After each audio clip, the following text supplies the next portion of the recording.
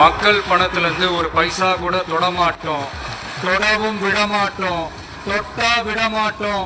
இதுக்கு முன்னாடி தொட்டவங்களையும் விடமாட்டோம்.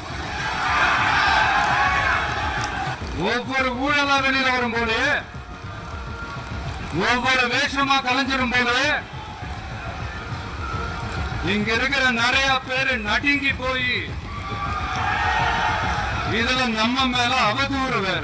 இப்ப புதுசா ஒரு வெப்பன் ஒண்ணு கொண்டு வந்திருக்காங்க. அது என்ன தெரியுமா? அவங்க தயவால தான் நம்ம ஆட்சி நடக்குதாம்.